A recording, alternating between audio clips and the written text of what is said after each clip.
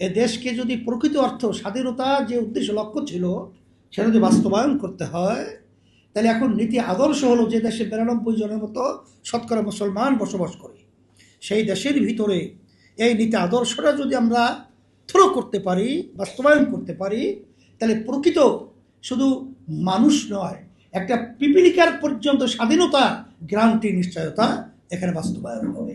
স্বাধীনতার পরে যারা দেশ পরিচালনা করেছেন তাদের পরিচালনায় আসলে বাস্তবে আমাদের যে চাওয়া পাওয়া ছিল এর বাস্তবে একটাও আমরা আসলে দেখি নাই, দেখতে পাই নাই। ৫ই আগস্ট ২০২৪ দেশ অভ্যুত্থানের মাধ্যমে যে পরিবর্তন হয়েছিল, তখন কিন্তু আবার একটা সুযোগ এসেছিল এই দেশকে সুন্দর একটা দেশে পরিণত করার। সেই লক্ষ্য উদ্দেশ্য নিয়ে ইসলামী আন্দোলন বাংলাদেশ আমরা কিন্তু আমাদের সাধ্য শক্তি অনুযায়ী আমরা আল্লাহর রহমতে চেষ্টা করেছিলাম। সেখানে আমরা এই দেশকে সুন্দর করার ব্যাপারে যেই নীতি আদর্শটাকে আমরা সামনে নিয়ে এসেছিলাম, সেই নীতি আদর্শটার এর নাম হলো ইসলাম। এর কারণ হলো যারা এই ৫৪ বছর বা ৫৩ বছর দেশ পরিচালনা করেছিল, তারা যে নীতি আদর্শ নিয়ে এসেছিল তার ভিতরে উল্লেখযোগ্য নীতি আদর্শের নাম হলো গণতন্ত্র প্রচলিত। যেই গণতন্ত্রের প্রবক্তাদের মধ্যে মূলত আমেরিকা, কিন্তু সেই আমেরিকা আমরা কি দেখি, তারা আশরাফুল মাখলুকাত মানুষকে তাদের হীন স্বার্থ বাস্তবায়নের জন্য একটা পিঁপড়া যেরকম একটা মূল্যায়ন আমাদের কাছে আছে ইসলামের দৃষ্টিতে, তাদের কাছে একটা পিঁপড়ার মূল্যও কিন্তু আশরাফুল মাখলুকাত মানুষের নাই। সেটা আপনারা রন্ধ্রে রন্ধ্রে, ক্ষেত্রে ক্ষেত্রে, হারে হারে দেখেছি, উপলব্ধি করেছি।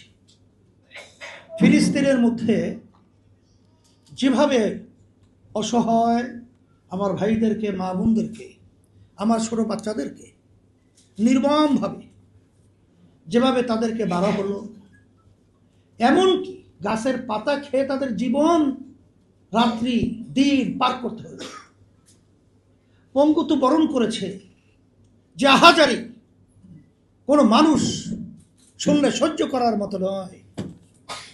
এই আচরণগুলো কারা করেছে?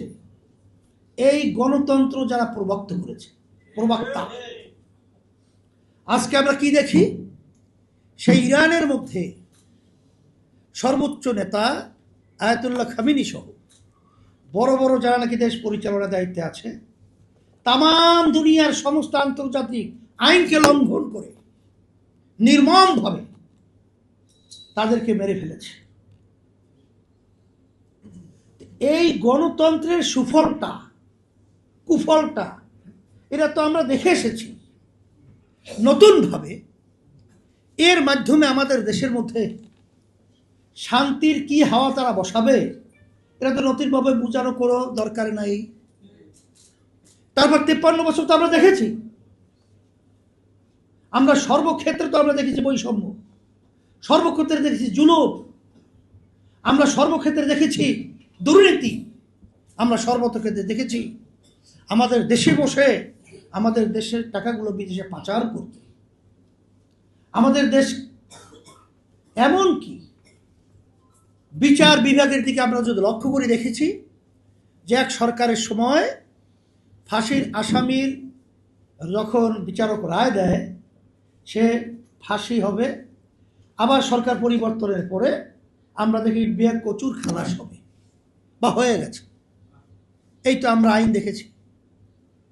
এই জন্যই আমরা ৫ই আগস্ট অভ্যুত্থানের পরে আমরা বলেছিলাম যে দেশ যদি মানুষ সুন্দরভাবে বসবাস করতে হয়, মানুষের অধিকার বাস্তবায়ন করতে হয়, এ দেশকে যদি প্রকৃত অর্থ স্বাধীনতা যে উদ্দেশ্য লক্ষ্য ছিল সেটা যদি বাস্তবায়ন করতে হয়, তাহলে এখন নীতি আদর্শ হলো যে দেশে 92 জনের মতো শতকরা মুসলমান বসবাস করে, সেই দেশের ভিতরে এই নীতি আদর্শটা যদি আমরা থ্রো করতে পারি, বাস্তবায়ন করতে পারি, তাহলে প্রকৃত শুধু মানুষ নয়, একটা পিপিলিকার পর্যন্ত স্বাধীনতা গ্রান্টি নিশ্চয়তা এখানে বাস্তবায়ন হবে।